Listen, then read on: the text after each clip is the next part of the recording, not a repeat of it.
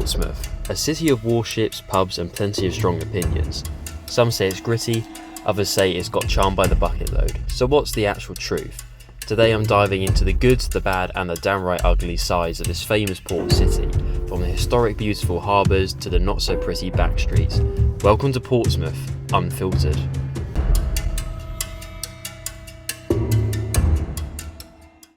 Our first stop on today's adventure in Portsmouth is going to be the area known as Buckland. Now, I asked some people on social media, on Reddit, on a few bits and bobs, basically saying where are the best areas and the worst areas to visit. And one of the areas that popped up was Buckland. Now, they didn't tell me if it was good or not, but this is what it looks like. Now, a little bit of history of Buckland. There used to be slum areas here way ages back, and they've replaced them with normal houses, but also a lot of council houses as well. So you'll see quite a mix of people here, which is quite interesting to see. As you can see, this bit looks perfectly normal and fine, but then literally back a few streets there, and it changes completely. So yeah, there's a really probably one of the biggest blocks of flats I've ever seen in my life, which I'll show you first, and then we'll go through the back streets and check it out. Bloody hell, guys, what a depressing existence, especially when you feel that most young people can't even afford anything remotely like this in a city like Portsmouth or in the southeast. So it's not like these people don't really have money, although most of these, if not all of them, are council houses. They've probably got a similar disposable income as I do. So yeah, I mean, to be honest, I've sort of given up on saving for a deposit for a house, because everything you save with inflation is sort of watered down, and with the house prices just rising and rising and rising, especially in the southeast being so high, you've got no chance. So that's what I do traveling, that's why I do days out like this, because, you know, it's a bit soul destroying, and I've almost given up, because you save up so much money and you can buy basically the equivalent of this if you work very hard and save up like a 50 grand, 40 grand deposit. Something's wrong, something's broken.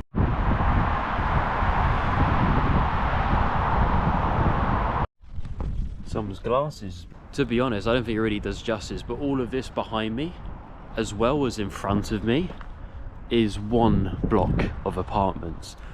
All most likely council housing as well. I'm sure someone will correct me in the comments, but nonetheless, I don't think it even really does justice to how big Portsmouth actually is. Like, a lot of people think it's the same sort of size as a medium town, but it's a big city. There's even like their own ULEZ sort of zone going on here. So yeah, don't underestimate Portsmouth. It's a big place.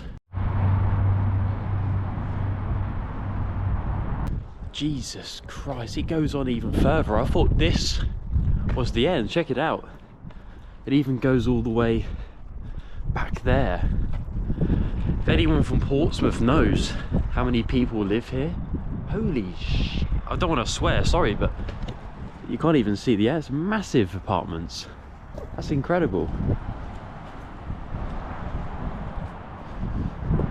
Grafton Street. Guys, I found something weird. Check this out. Anti-vandal paint on top of the wall. So not on the wall itself, just on top of the wall, which really confuses me. Like, what are people doing on top of the wall? What are they doing that's vandalising it? It's particularly crazy if you enjoy travelling, you go to a lot of countries. I mean, you know, Thailand, for example, or Serbia, or somewhere like that, and they're in the developing stages, and those countries are getting safer and generally richer and more modern. But England's in the complete opposite, it's in a declining stage. So when you compare the two and you go from abroad to here, you can really feel that difference. Here we go, we've got the back streets. So if we're going to get mugged in this video, we're going to get mugged here. To be honest though, it doesn't feel unsafe, but it is a lovely spring summer's day, so like everything's gonna feel a bit better. Everyone on a cloudy day, maybe it'd feel a bit grizzly. Saying this, we're in a slightly nicer area of Buckland. These, I don't know if they are council houses or not. Those big flats definitely were, but these ones sort of remind me of a nice version of Tilbury. And I know that's hard to imagine because Tilbury is pretty rough. I haven't filmed there, but I have been there. It does give you that sort of vibe.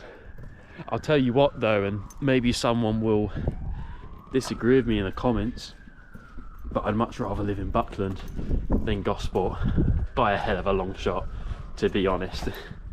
because at least there's jobs, opportunity and all of that good stuff. Here we've got dumping of rubbish prohibited, and if you take literally a few steps this way you'll find loads of fly tipping.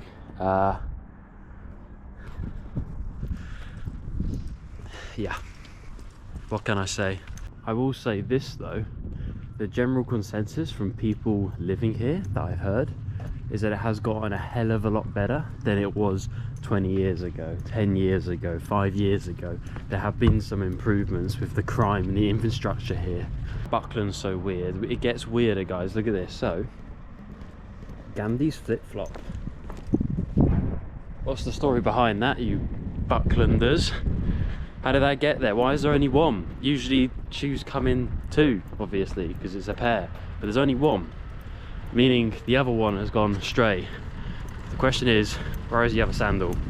Now, we're about to venture off into the city centre of Portsmouth, but before we do, there is one last place that I want to show you. It's one of arguably the most famous people who have ever lived in Portsmouth. His house has been basically turned into a museum. Charles Dickens was born in Buckland, literally just a few meters down here, and I'm going to show you where he used to live. He wrote about 15 novels, very famous novels as well, so I'm sure you've heard of him. Let's check out his gaff.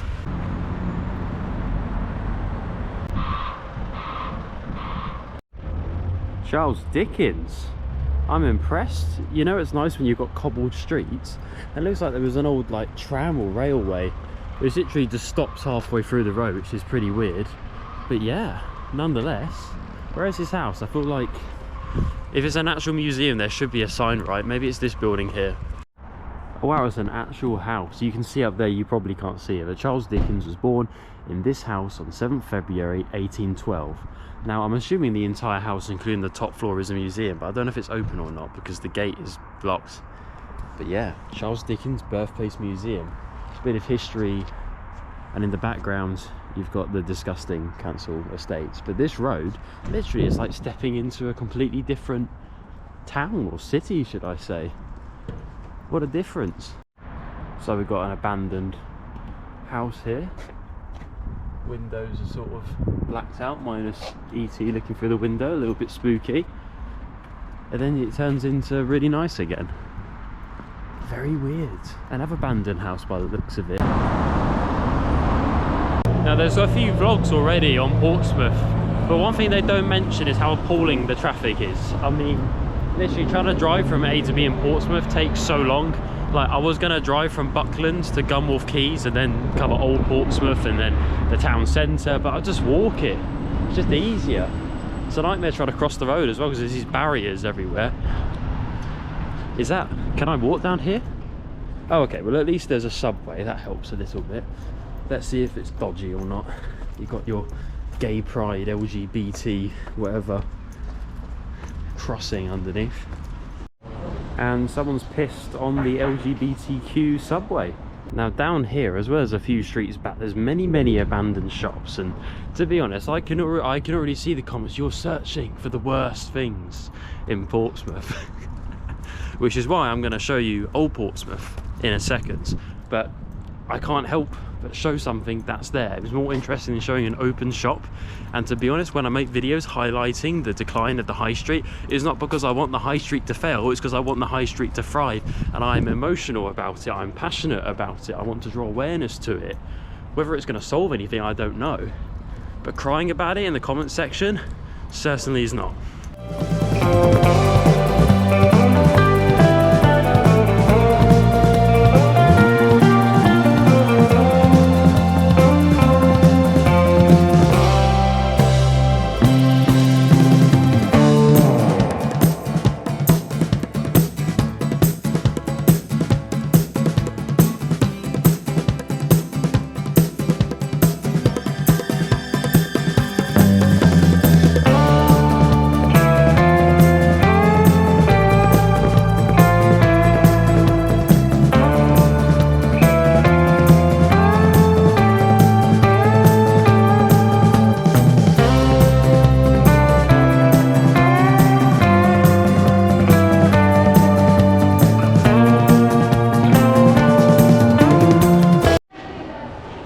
the shopping centre, or one of them.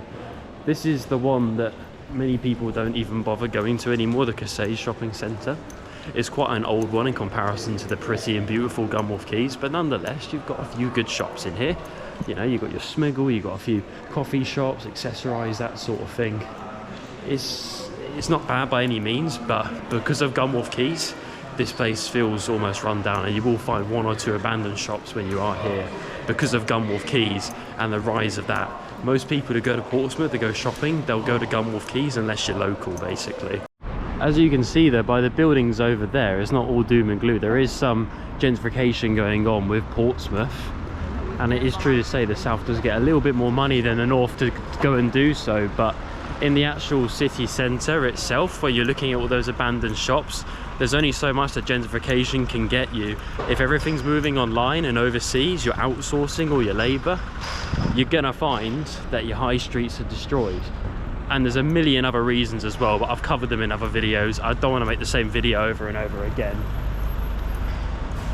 Yeah, it's, to be honest, it's in a sorry state, that town centre or city centre. It really is.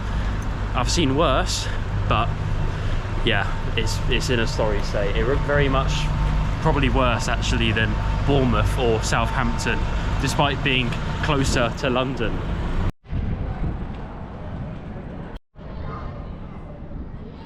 I'm going to lower my voice a little bit just to show some respect, but the amount of detail that's gone into these World War II memorials is not only well deserved, but it's very beautiful, and it does make you think about a lot.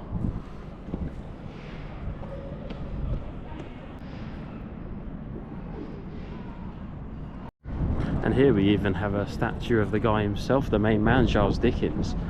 Not entirely sure why it's here. I suppose it gets a little bit more views from the public, but nonetheless you'd think it would be outside the museum or something like that. Here behind me we've got the guide hall, and that is somewhere that's actually apparently still being used for performances today, sometimes even concerts, which is pretty cool. I mean, many of these arenas, these concert venues, they're just these modern sort of boring ones, but that is genuinely impressive.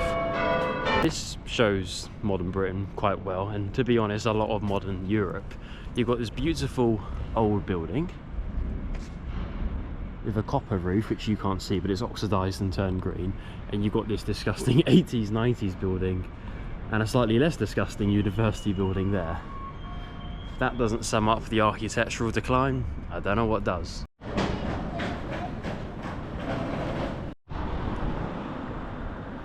I'll be honest, I feel like we could do with an alternate sort of title for this video. I'm literally walking from one side of Portsmouth to the other. That should just be the video. We're now a hiking channel by the looks of it. We're gonna have to get the bus on the way back, so I'm gonna do this. I'm gonna try and do Southsea, and I'm probably gonna be exhausted and call it a day. So fingers crossed Portsmouth has a good bus, because I'm probably gonna need it, bearing in mind Buckland's like in the north and Southsea, believe it or not, is in the south. And before people screw at me in the comment section, this building behind me is the Portsmouth Art Gallery and Museum. Yes, I am fully aware that it's there, but I don't think it'll be too interesting to have me walk in silence around an art gallery. Maybe you disagree, you can make your own video, but I don't want to do that on my day off. So we're going to go to Old Portsmouth, but there you go. You can look at the outside if you really wish. Portsmouth Art Gallery and Museum. I was going to pan to it, but there's a bush, so yeah, there's a bush. What an insane contrast here. We've got a council estate in the background, this abandoned derelict building. I mean, it looks like they might be doing something to it with the white bags, and there's a notice board over here which is probably, yeah, deconstruct. They're doing something to it. I mean, I can't see anyone actually working there, but there we go. And up there, then you cross the road so you can see the main attraction, you've got the Spinnaker Tower. So you've got the poor and the rich just in one place. There's some really beautiful buildings down there as well, actually. Portsmouth's a very interesting place to record because it's a city of two halves. It really, really is. I wasn't lying when I said in the intro we're gonna see the good, the bad and the ugly. We've already done that already, but we're gonna go to Old Portsmouth now and Gunwharf Quays, and that is arguably the nicest part of the entire city. So yeah, let's check out some cool buildings. Portsmouth Cathedral, everyone, and it looks absolutely spectacular. It looks quite different to other cathedrals you see though, compared to say like Winchester Cathedral, Chichester Cathedral, things like that. It does look a little bit different, mainly because of the spire at the top. It's particularly thick, but nonetheless it's very beautiful. And I must say, some memoir to Ukraine or something on the tree, which is always nice. Yeah, generally it's actually a really nice area. We're sort of walking into the Old Portsmouth area, and the way you can tell, because I don't know how well you can see, but over there you've got the outer city walls. I don't know if it's like Malta where you can walk on the top of them, or if you can just look at them, but yeah, if there's anything I like, it's a city with walls. Yeah, I must say this is absolutely wonderful, this part of Portsmouth. It's complete contrast to Buckland. And as what I will say as well is it really does give me Malta vibes, it gives me Gibraltar vibes, these sort of English fortress cities really, and that's what it is. It still is a naval base to this day. And as a result, you've got history wherever you look, and even a hidden, well, it's not really hidden because there's people on it, but a sort of hidden beach, which is pretty cool as well. Yeah, you can actually go on the walls as well, which makes this place even better. I've been to Portsmouth like 10 times before, mainly, to be fair, just the Gunwharf Quays, maybe the town centre once, but I must say, I didn't realise Old Portsmouth was this beautiful. I thought it'd be a few old buildings, but no. It feels like Malta, it feels like Crete, it feels like Gibraltar. If you've been to Hunya, there's a walled sort of city fortress going on there, which is really cool to check out.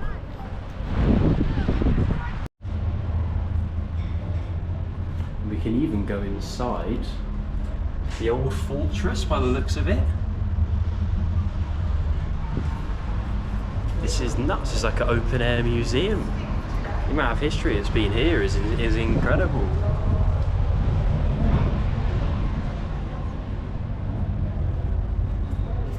Got the classic sort of curved design to help the impact of the bombs so you don't get bombed to death.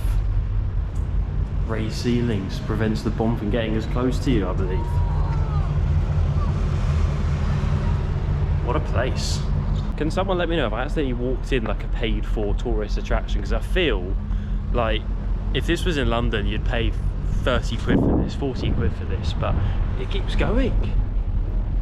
You've got to wash your head on this if you're above 5 foot. I'll tell you what, I bet you these houses are bloody expensive.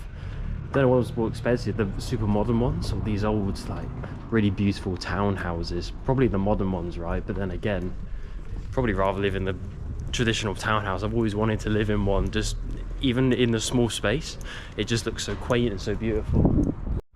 Down here, it's those weird, like, tram lines again. So I'm assuming historically, I mean, there's no sign saying, but I'm going to guess there was an old train, or probably most likely a tram, that used to run through Portsmouth, and the council for whatever reason scrapped it as cars became the new thing. But I'm saying these streets are very old and they're very narrow. I think the tram would probably work better than some cars, and probably much better for the environment, right? Something quite interesting that I just found out. I was talking to a local a minute ago and they were saying Portsmouth got its name because it used to be called the mouth of the port, because it's at the end of the port, right? It's the city on the port. And then they just changed it into Portsmouth rather than Portsmouth or mouth of the port. We're in Gunwharf Quays. Now, I'm purposely not going to spend too much time here because so many people know this place. It's easily, by far actually, the most known place in Portsmouth, I would argue. But it is very pretty, it's very modern, and it's one of the nicest shopping centres of stuff that you can't really afford that I've ever seen. I mean, they've literally got a sort of Venice thing going on between the shops. And there you go, you've got Spinnaker Tower, which has a glass floor, which is a little bit terrifying. But yeah, it's a really great place to go for a cocktail, go a bit of shopping. Yeah, it's a nice place.